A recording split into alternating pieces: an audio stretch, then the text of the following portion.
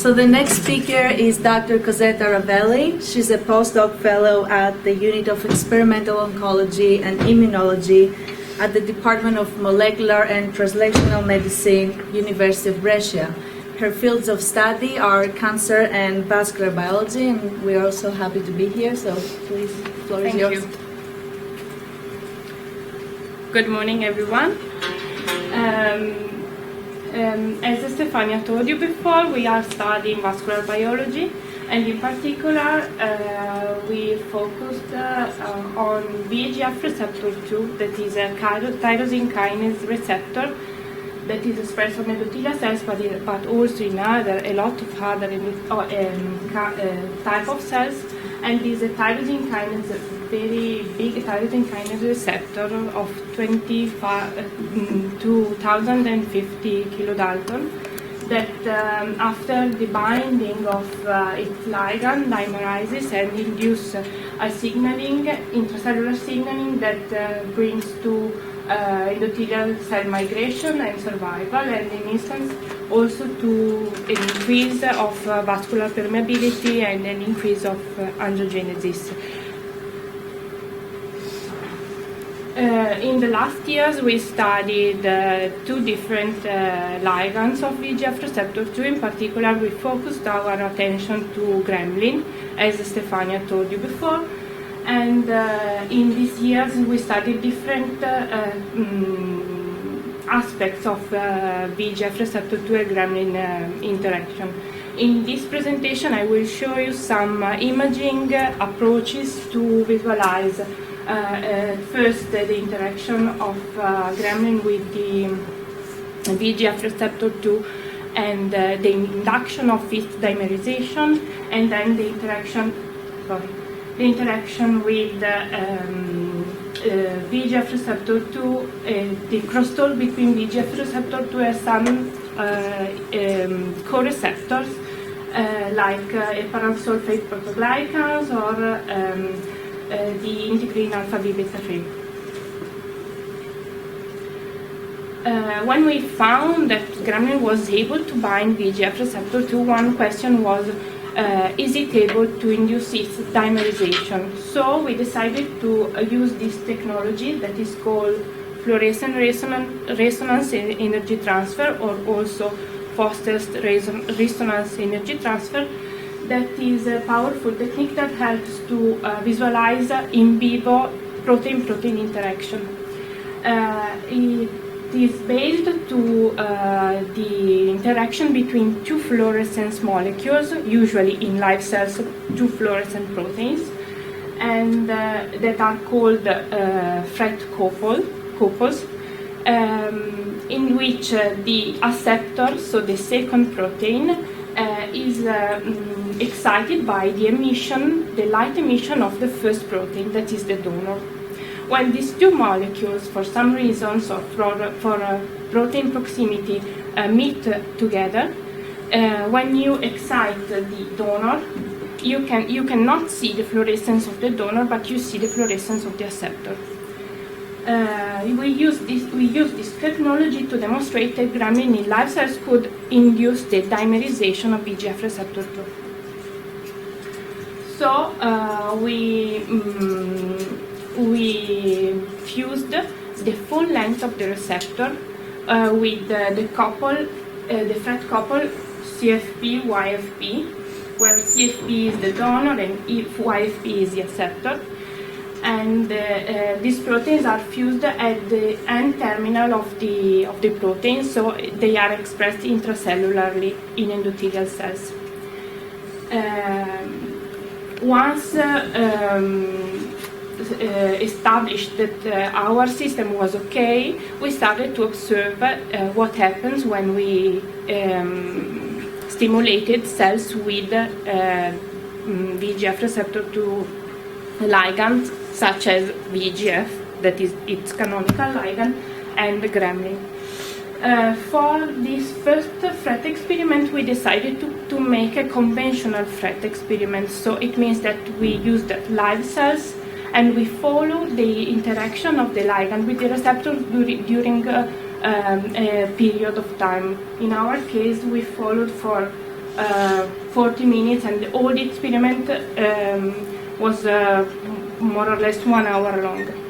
In these 40 minutes, we took 3 different images with 3 different channels. The first channel recorded only the fluorescence of the donor, the second channel the fluorescence of the acceptor, and the third channel recorded the fluorescence of the acceptor excited by the fluorescence of the donor. So we excited the donor, but we recovered the fluorescence of the acceptor.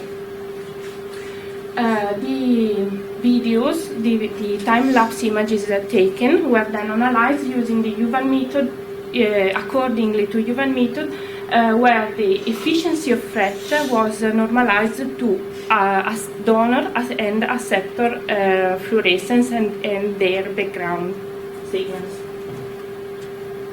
As you can see here, is shown a sequence of images in which you can see the appearance of some spots in the FRET channel, and we could observe that the stimulation with soluble gremlin was able to induce the activation of FRET signal in different points of the cells, both on the surface of endothelial cells, both in internalized vesicles. As expected, VEGF was able also to induce the dimerization of the receptor, but another growth factor able to bind another tyrosine kinase receptor, that is the FGF, that by FGF receptor 1, was not able to induce the dimerization of VEGF receptor 2. Going deeply in the mechanism of activation of the receptor, we always compared the ability of gremlin to activate the receptor to the ability of VEGF. And we analyzed, for example, the simple activation of the receptor with an antibody directed to the phosphorylated form of the receptor. We could not see any big difference between the activation of the receptor induced by VEGF and gremlin.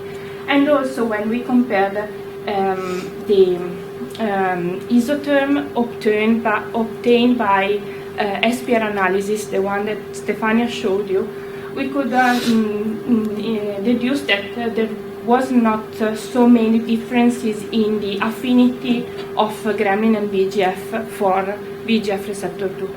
What it was strange, it was that we observed, for example, that the capacity of gremlin to induce the interaction or to bind co-receptor of VEGF receptor 2 was not the same of VEGF. For example, gremlin is not was not able to bind neuropilin 1. And when we went deeply, we discovered that there were some kinetical differences in the induction of the dimerization when we compared gremlin and VEGF. Here is shown two different kinetics of the 2 different cells.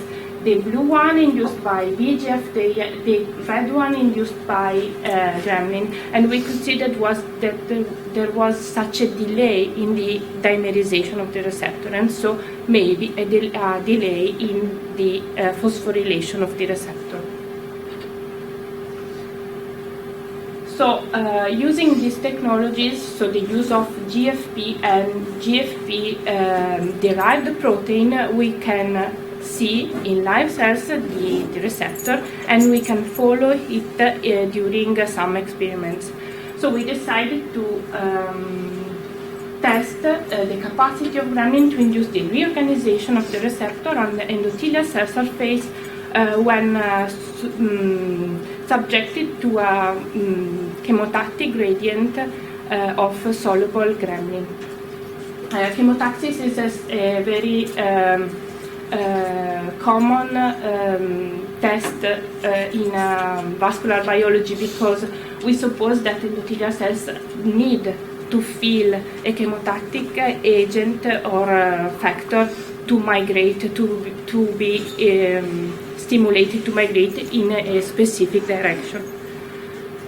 We transfected endothelial cells with VEGF receptor to bearing only the acceptor in this case, so only the yellow fluorescence, and we seeded them into these EVD chemotaxis microslides that allow to create a gradient for hours in which the cells that are seated in the middle compartment can feel the gradient and migrate. And all this system is developed to permit to the researcher to follow at the microscope the cells also even if in a very high magnification. Using this system, we could demonstrate that, for example, when compared to FGF2, that is another chemoattractant for endothelial cells, gremlin was able to induce the migration of endothelial cells and the recruitment of VEGF receptor 2 to the leading edge of the membrane that was feeling the stimulus. So, gremlin is an heparin binding protein.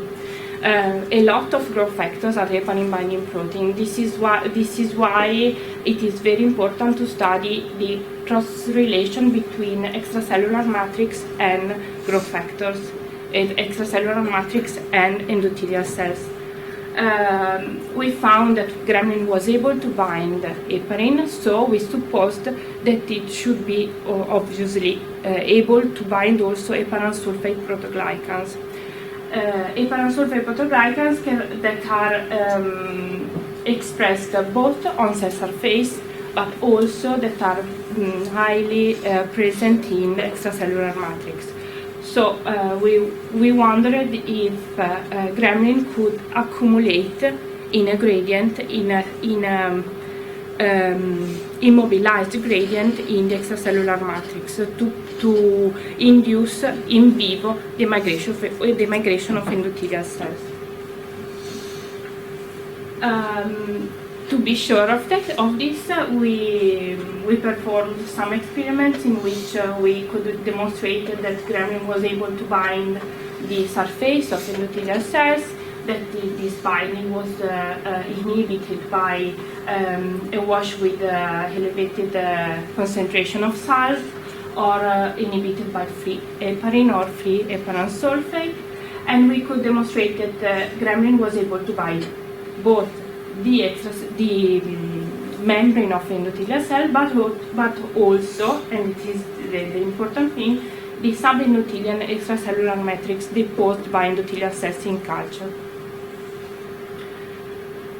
Obviously, what we wanted to know was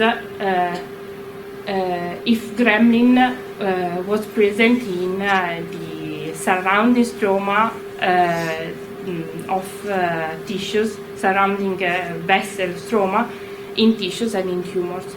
So we performed an immunohistochemical analysis to visualize both CD31 positive vessels, so blood vessels, and the presence of gremlin. And you can see here, this is a slice of endometrial adenocarcinoma teratoma, so is a nude mice.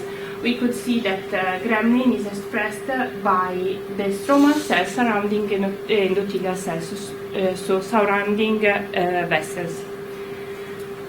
This observation, the observation that the gremlin is a highly heparin binding protein, brought us to try to change the point of view. So try to reproduce in vitro the stimulation of cells not from soluble factors but from immobilized factors.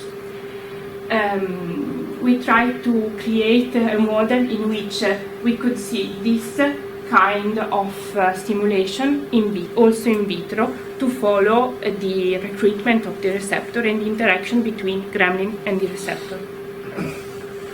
So at first we found a lineage that was not able to produce VEGF, so we had a clean system in which we could see only the activity of gremlin and not of VEGF. and we found this VEGF knockout fibroblast.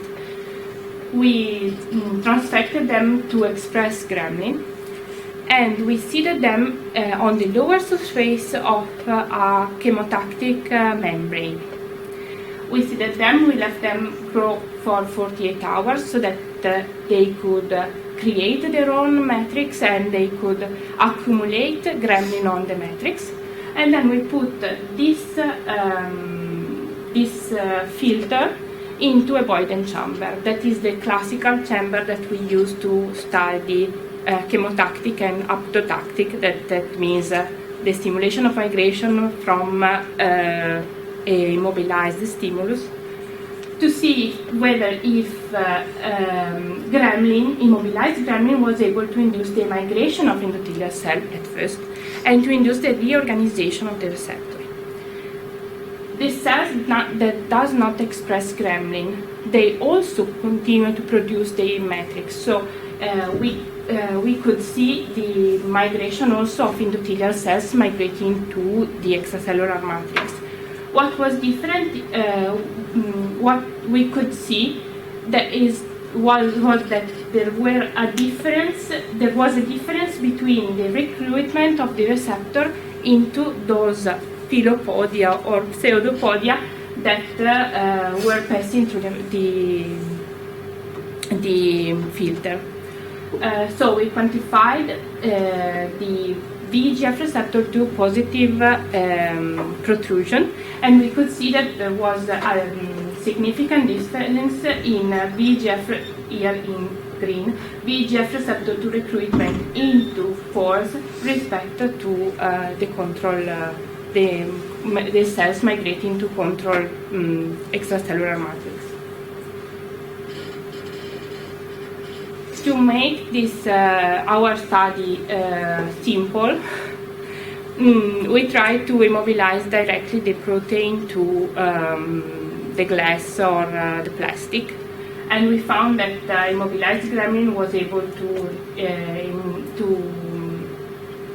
recruit VEGF receptor 2 in endothelial cells. These are UVEC cells, so this is an endogenously VEGF receptor 2 endogenously expressed VEGF receptor 2, and when compared to classical matrix protein, gremlin was able to induce a specific recruitment that was confirmed and quantified using this cell lysis technique that allow to obtain only the ventral plasma membrane of the endothelial cells, losing all the part of the cell that is not attached to the substrate. And we found also that the receptor was activated, but the inhibition of its tyrosine kinase activity does not block its recruitment. Obviously, we wanted to know if this observation was confirmed in vivo, so we decided to use this in vivo matrigel plug assay that Roberto will show you in the next presentation. And we injected a gremlin-rich matrigel subcutaneously in mice. And after 1 week, we perfused the animals and performed immunohistochemical analysis for VEGF receptor 2 compared to different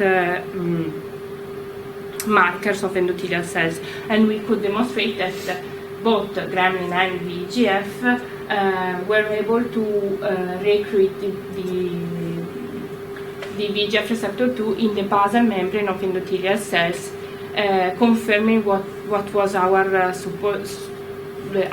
idea, so that VEGF, gremlin, and other growth factors stimulate endothelial cells not from the bloodstream, but from their basal portion, from the lamina basale.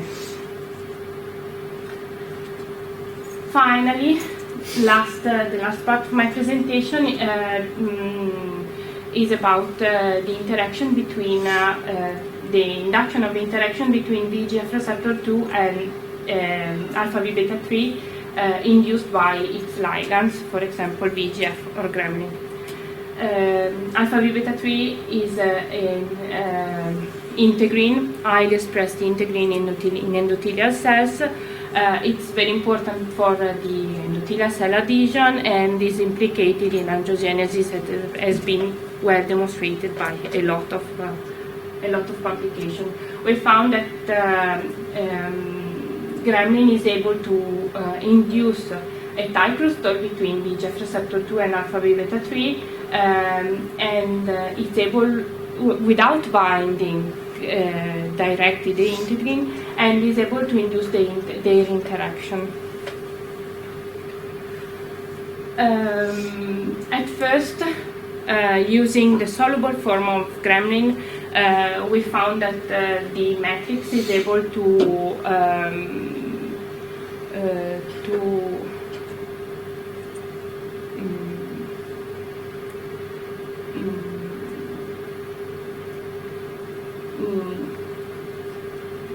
I don't know what to say, is able to induce different responses from the receptor to the same ligand, just changing the endothelial cell response to the matrix.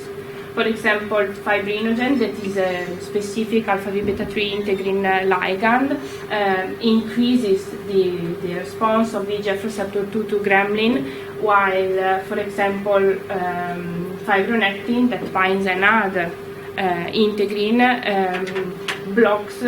seems to block its activation by gremlin. So the extracellular matrix continuously changes endothelial cell response to growth factors present in the stimulus. We also found that fibrinogen increases the activation by soluble gremlin and not only increases but make a long-lasting activation of the receptor. And as I told you, gremlin was able, as well as VEGF, induced a co-immunoprecipitation of alpha beta 3 integrin with VEGF receptor 2 when given as a soluble factor. So, in our system, with immobilized gremlin, immobilized VEGF, we wanted to know, using FRET technology, if also the immobilized factor was able to induce the interaction between VEGF receptor 2 and alpha V beta 3 integrin. In this case, we used FRET acceptor photobleaching technology that is based on the same physical process, but allow to bleach completely the fluorescence of the acceptor and to record only one fluorescence and the recovery of the fluorescence of the donor. So this means that when two molecules do not interact, I can see the fluorescence of the donor. If the two molecules are very close, and we are talking about a few nanometers, I cannot see the fluorescence of the donor because all the energy is transferred to the acceptor. But if using a laser, I bleach completely the fluorescence of the acceptor, I can see again the donor present in the sample. So we did exactly this thing, and we performed this experiment on ventral plasma membrane of endothelial cells seeded on immobilized gremlin, and we could see that gremlin was able, instead of fibrinogen, to induce the interaction between VEGF receptor, the direct interaction between VEGF receptor 2 and beta 3 integrin subunit. Finally, we wanted to know if the integrin interacts with the receptor which is its role. Is it important for the recruitment? Is it important for the activation? Is it important for the long-lasting retainment of the receptor at the contact with its ligand? So we performed this experiment in which cells co-expressing both the donor and receptor, so VEGF receptor 2 beta 3 integrin, were seated on glass cover slips, were left there, form all their focal contacts, and then were flipped on coated microslides, coated with gremlin or fibrinogen that we use always as negative control. We follow, using time-lapse microscopy technology, we follow the recruitment of both the receptor, shown here in green, and the integrin, shown here in red. And we saw that while on fibrinogen, the recruitment of the integrin was very important and the receptor was not really recruited. On gremlin, we could see reorganization of the receptor at first, and only after 60 minutes or 2 hours, we could see the recruitment also of the integrin. So we understood that the integrin was not necessary to the recruitment of the receptor. So why? Why do a receptor interact with an integrin? And we knew that this interaction was not in focal adhesion. We performed experiments at short time and long time, and we saw that at short time the VEGF receptor 2 interaction with beta 3 integrin is not necessary to its recruitment and activation also. To its recruitment and activation. And this is the BV4 is a specific antibody that block the interaction, that do not block integrin mediated adhesion, but block the interaction between VEGF receptor 2 and integrin.